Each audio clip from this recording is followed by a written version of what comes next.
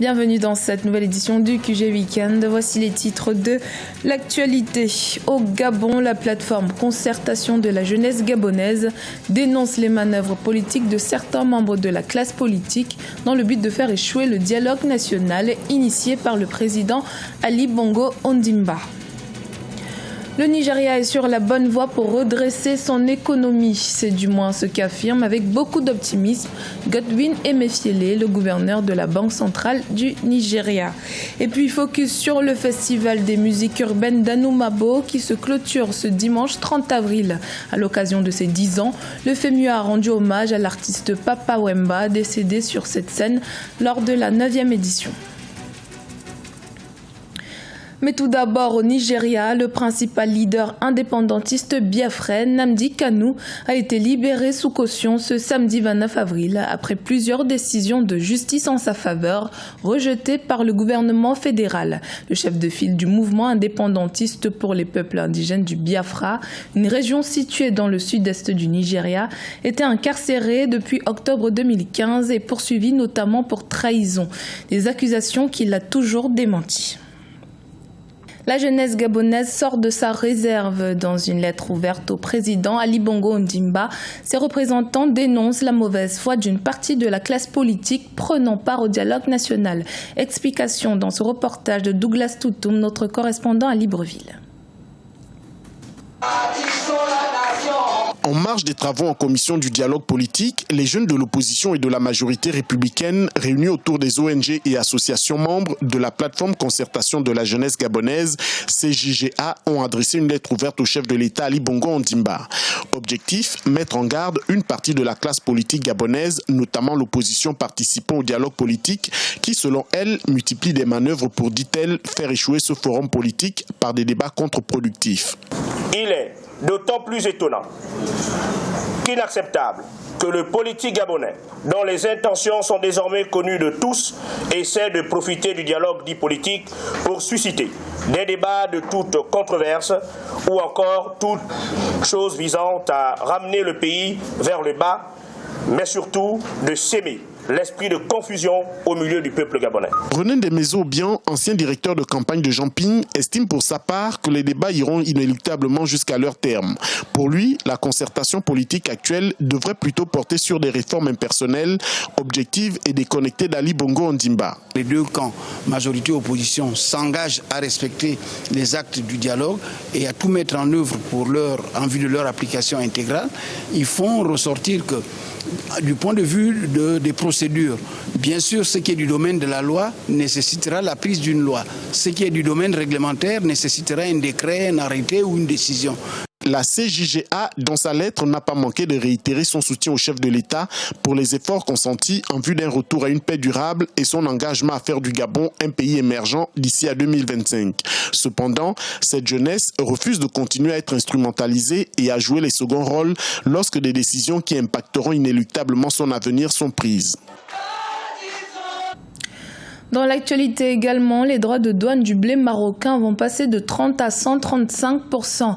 Une décision justifiée selon les autorités par le fait que les cours mondiaux de blé tendre et ses dérivés ont connu une baisse depuis l'année 2016, année durant laquelle le Maroc avait enregistré une production record de l'ordre de 102 millions de quintaux, soit une hausse de plus de 200% par rapport à 2015. Selon Sadedine El Othmani, nouveau chef du gouvernement, cette mesure permettra de garantir un bon revenu pour les agriculteurs marocains. Les nouveaux droits seront appliqués jusqu'au 31 décembre 2017.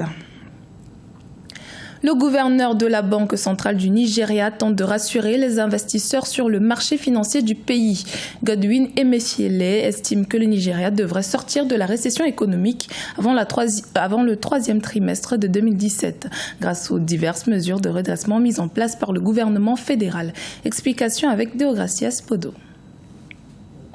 Le gouverneur de la Banque centrale du Nigeria tente de rassurer les investisseurs sur le marché financier du pays. Godwin Emefiele estime que la première puissance économique du continent devrait sortir de la récession économique d'ici fin juin ou au plus tard septembre 2017, délai de rigueur. La récession au Nigeria, c'est depuis le 1er septembre 2016, une première depuis 25 ans en raison de la baisse des cours du brut qui représente 90% des exportations et les 2/3 des recettes nationales. Vous avez dû remarquer qu'au cours des 2 derniers mois, la Banque centrale a dynamisé son intervention sur le marché des changes, ce qui a entraîné une tendance à la baisse du prix du marché parallèle des changes. Le dollar, qui était passé de 525 à 370 naira, a désormais atteint les 380 naira. Je pense que nous allons continuer cette intervention parce que nos réserves sont excellentes. La Banque mondiale et d'autres institutions financières se sont accordées avec les autorités nigérianes pour mener des stratégies visant à sortir le pays de la récession. La Banque centrale de son côté avait déjà injecté courant février 2017 plus de 3,6 milliards de dollars dans le marché de change. Objectif, mettre un terme à la récession économique. Nos réserves externes se situent à plus de 31 milliards de dollars et cela nous fournit suffisamment de courage pour pouvoir défendre notre monnaie et nous nous battrons pour garantir le rachat de nos devises. Nous sommes très optimistes. D'ici quelques mois, nous devrions passer le cap de cette récession que nous traversons en ce moment. La dévaluation du naira a eu de graves conséquences sur l'économie du Nigeria et a entraîné une limitation des importations. Récemment, le gouvernement a dressé un plan de redressement qui a pour objectif de diversifier l'économie, réduire les importations et améliorer l'environnement des affaires. Un projet qui permettra également au pays d'atteindre un taux de croissance de 7% d'ici 2020, selon le président Muhammadu Buhari. La 10e édition du FEMUA, le festival des musiques urbaines d'Anoumabo, prend fin ce dimanche 30 avril en Côte d'Ivoire. 1 an après le décès de Papa Wemba sur cette scène désormais mythique, le festival revient sur ses 10 ans d'activité et ses engagements pris pour perdurer. Reportage d'Hortense Assaga, notre envoyé spécial en Côte d'Ivoire. C'est ici à Anoumabo, sur la place qui porte désormais le nom de place Papa Wemba, en hommage à l'artiste congolais disparu lors de l'édition 9, que se déroule la 10e édition du FEMUA. Le festival des musiques urbaines d'Anoumabo a 10 ans. Et si c'était un enfant, on pourrait dire que ce festival a bien grandi. On pourrait lui raconter une histoire, celle de 4 garçons magiciens nés ici, dans la commune d'Anoumabo, et qui, ayant grandi et ayant connu le succès, ont eu envie de le partager et de redonner. Je vous propose d'écouter l'initiateur de ce festival. On lui dira qu'avant sa naissance, il y a 4 jeunes gens qui sont partis d'Anoumabo, qui ont essayé de traîner leur boss dans une belle carrière et qui ont essayé de revenir en arrière pour partager. Et qu'à sa naissance, naissait aussi un festival qui allait contribuer au bonheur des populations d'Anoumabo. Et qu'aujourd'hui, il a 10 ans, mais qu'il sache qu'il y a de belles éditions qui se sont passées derrière. En quelques années, 10 ans exactement, le festival FEMUA, le FEMUA est donc devenu une référence en matière culturelle, artistique sur le continent. Mais c'est également un festival qui donne une large part au volet social. 4 écoles portent le nom des magiciens.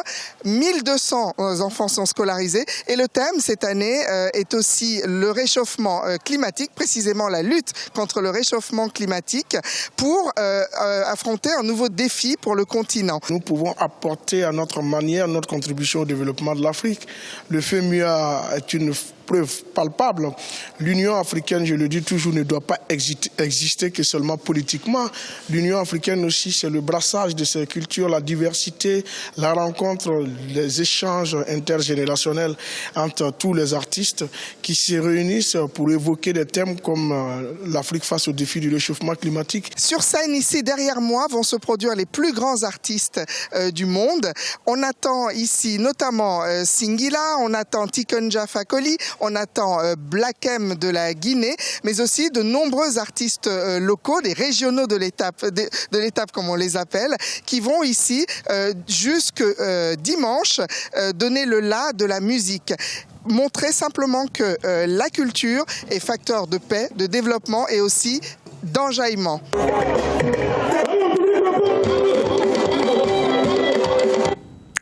Ce journal a été réalisé par l'ensemble de la rédaction. Merci de l'avoir suivi.